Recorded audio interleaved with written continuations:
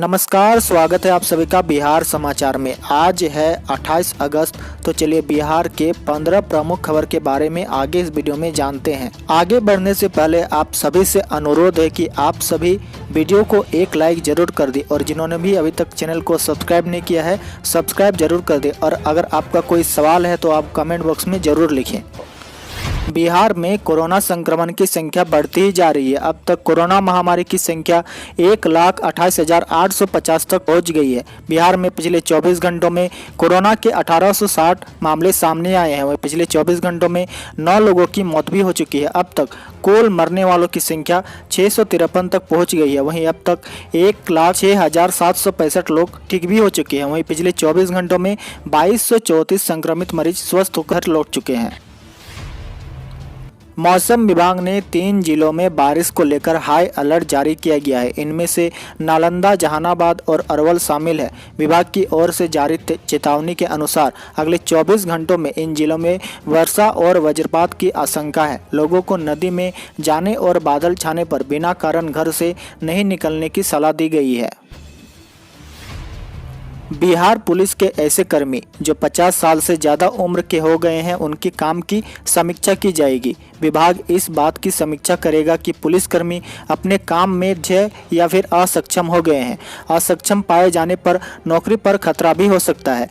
बिहार सरकार के सामान्य प्रशासन विभाग ने इस संबंध में पुलिस मुख्यालय को आदेश दिया था। पुलिस मुख्यालय ने सभी जिले के एसपी और रेल एसएसपी को पत्र भेजा है। एसपी और रेल एसपी से कहा गया कि वे अपने क्षेत्र के ऐसे पुलिसकर्मियों की रिपोर्ट दें जो 50 साल से ज़्यादा उम्र के हो गए हैं। सुशांत मामले की सीबीआई जांच के बीच सुशांत के पिता केके सिंह ने रिया चक्रवर्ती पर गंभीर आरोप लगाए हैं। उन्होंने कहा, रिया लंबे समय से मेरे बेटे को जहर दे रही थी।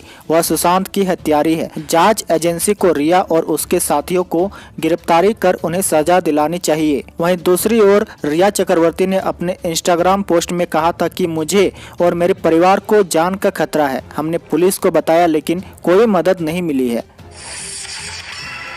सुशांत सिंह राजपूत मौत मामले में अब ड्रग्स का एंगल भी सामने आ चुका है। लिहाजा सीबीआई और ईडी के बाद अब नारकोटिक्स कंट्रोल ब्यूरो भी जांच शुरू करने जा रहा है। यह टीम मुंबई में ड्रग्स नेटवर्क खंगालेगी। एनसीबी के डायरेक्टर जनरल राकेश अस्थाना ने गुरुवार को कहा, सुशांत की मौत के मामले में ड्रग्स एंगल की जांच के लिए टीम बनाई गई है। 20 अफसरों की यह टीम दिल्ली से मुंबई पहुंच चुकी है। इसकी अगुवाई उप निदेशक केपीएस मल्होत्रा कर रहे हैं।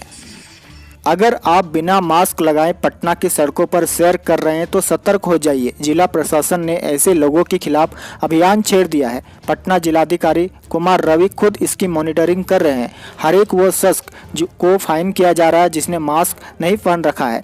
पटना की सड़कों पर जिला अधिकारी कुमार रवि खुद मास्क चेकिंग अभियान का नेतृत्व कर रहे हैं। विभिन्न सड़कों पर डीएम ने चेकिंग अभियान चलाया। इस दौरान वैसे गाड़ी चालक जिसने मास्क नहीं पहना उसको फाइन किया गया। इतना ही नहीं, दुकानदार आदि को भी डीएम ने जांच की। बिना मास्क वाले दुकानदारों पर भी फाइन किया गया। अगली बड़ी खबर, तेजस्वी यादव तक कोरोना पहुंच गया है। उनकी निजी सहायक संजय यादव को कोरोना हो गया है। संजय यादव कोरोना संक्रमित पाए गए हैं। उनकी कोरोना रिपोर्ट पॉजिटिव पाई गई है। इस खबर से आरजेडी में खलबली मच गई है। निजी सहायक संजय यादव के कोरोना संक्रमित होने के बाद तुरंत तेजस्वी ने अपने आप को होम क्वारंटाइन कर लिया है। एहतियाती के तौर पर तेजस्वी ने कार्यकर्ताओं से मिलना जुलना बंद कर दिया है। चारा घोटाला मामले में सजायाफ्ता लालू प्रसाद की जमानत याचिका पर आज झारखंड हाईकोर्ट में सुनवाई होगी, जिसको लेकर सभी की निगाहें आज होने वाली सुनवाई पर टिकी हुई है। याचिका पर सुनवाई जस्टिस अपरेश कुमार सिंह की अदालत में होगी। महागठबंधन का दामन छोड़ने के बाद आज पहली बार जीतन राम मांझी बिहार के मुख्यमंत्री नीतीश कुमार से मिलने पहुंचे। इस मुलाकात को आम नहीं कर सकते क्योंकि विधानसभा चुनाव नज़दीक है और ऐसे में सीट बंटवारे को लेकर बातचीत न हो यह बात तो संभव नहीं है। बता दें कि पहले से तय माना जा रहा है कि जेडीयू एनडीए के अंदर जीतन राम मांझी को पार्टी हिंदुस्तानी आवाम मोर्चा को एडजस्ट करेगी। मांझी की मुलाकात सीटों की संख्या और विधानसभा चुनाव की रणनीति को तय करने के लिए की जा रही है। बिहार के सुपौल में मैट्रिक फॉर्म भराई में छात्रों से अवैध उगाही का मामला सामने आया है। दरअसल सुपौल सदर प्रखंड के उत्क्रमित उच्च विद्यालय वेरों में छात्रों से फॉर्म भरने के नाम पर ज्यादा पैसे लिए जा रहे थे, जिसके विरोध में छात्रों और अभिभावक का गुस्सा फूट पड़ा है। उन्होंने स्कूल प्रशासन के खिलाफ विरोध जताया है। कोरोना काल में सरकार ने सभी स्कूल और कॉलेजों को यह निर्देश दिया है कि वे छात्रों से निर्धारित राशि ही ले, लेकिन सुपौल के उत्क्रमित उच्च विद्यालय में गड़बड़ी का मामला सामने आया है। राज्य के 38 जिलों में प्रारंभिक विद्यालयों में कार्यरत शिक्षक का वेतन भुगतान अब भारतीय स्टेट बैंक से करने का निर्णय शिक्षा विभाग ने लिया है। वर्ग कार्यरत शिक्षक का वेतन भुगतान भारतीय स्टेट बैंक के माध्यम से किया जा रहा है।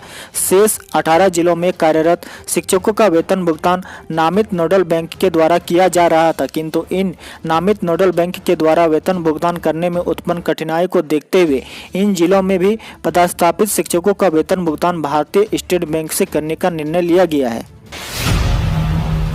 कोरोना संकट में मुहर्रम जुलूस निकालने के लिए अनुमति देने के लिए सुप्रीम कोर्ट में याचिका दाखिल की गई थी, लेकिन सुप्रीम कोर्ट ने इस याचिका को खारिज कर दिया। कोर्ट ने कहा कि ऐसा आदेश नहीं दे सकते जिससे लोगों के स्वास्थ्य को खतरे में डाल। Chief justice एस.ए. बोबडे ने कहा कि अगर हम देश भर में मुहर्रम पर जुलूस निकालने की इजाज़त देते हैं तो इससे अराजकता हो जाएगी और एक समुदाय को कोरोना महामारी फैलने के लिए जिम्मेदार ठहराया जाएगा।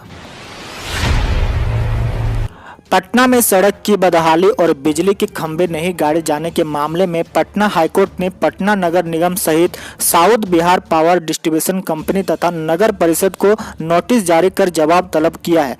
कोर्ट ने 2 सप्ताह के भीतर जवाबी हलफनामा दायर कर स्थिति स्पष्ट करने का आदेश दिया है। आपको बता दें कि बुधवार को मुख्य न्यायाधीश न्यायमूर्ति संजय करोल तथा न्यायमूर्ति एस कुमार की खंडपीठ ने वकील म्यारू की दायर लोकहित याचिका पर सुनवाई की थी। कोर्ट को बताया गया कि न्यू बाईपास के किनारे और आसपास बसी कॉलोनियों के लोगों को सड़कों के नहीं रहने की काफी परेशानी का सामना करना पड़ रहा है। बेरोजगारों को प्रतियोगिता परीक्षा की तैयारी करने के लिए बिहार सरकार जरूरी पत्र पत्रिका और किताबें मुहैया कराएगी। श्रम संसाधन विभाग ने इसकी तैयारी कर ली है और सभी जिलों को इसके लिए राशि का आवंटन कर दिया है। बहुत जल्द ही सभी जिला नियोजनालय परामर्श केंद्रों में छात्रों को यह सुविधा मिलने लगेगी। श्रम संसाधन विभाग ने सभी जिला नियोजनालय के लिए 25-25 लाख जारी किया है। इस पैसे से बेरोजगार छात्रों की जरूरत के हिसाब से एक पुस्तकालय का संचालन होगा। शिक्षा विभाग ने बिहार राज्य शिक्षण संस्थान शिक्षक एवं कर्मचारी नियमावली 2020 बुधवार को जारी कर दी।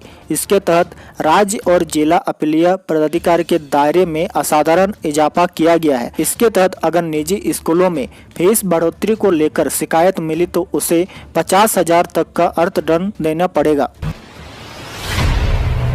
इंजीनियरिंग कॉलेज में एडमिशन के लिए होने जाने वाली देश की सबसे बड़ी परीक्षा ज्वाइंट एंट्रेंस एग्जाम, जिसको हम लोग जेई के नाम से जानते हैं, इस बार मेंस 1 से 6 सितंबर के बीच होनी है। वहीं मेडिकल कॉलेज में एडमिशन के लिए होने वाली नीट यूजी की परीक्षा 13 सितंबर को होगी। कोरोना महामारी के बीच ये परीक्षाएं करवाने का स्टूडेंट और पेरेंट्स विरोध कर रहे हैं। बुधवार को दिए गए एक इंटरव्यू में केंद्रीय शिक्षा मंत्री रमेश पोखरियाल निशंक ने कहा था कि स्टूडेंट की साइलेंट मेजोरिटी चाहती है कि परीक्षा हो, जिसके बाद शिक्षा मंत्री पर भड़के स्टूडेंट बोले, अपने वेबसाइट पर पोल कराकर देख लीजिए, पता चल जाएगा कितने बच्चे परीक्षा देना चाहते हैं। इसी के साथ ही आज के समाचार में इतना ही। आप हमें कमेंट बॉक्स में ये जरूर बताएं कि बिहार में सबसे ज्यादा जनसंख्या वाला जिला कौन सा है। तो देखते रहिए बिहारी मीडिया। जय हिंद।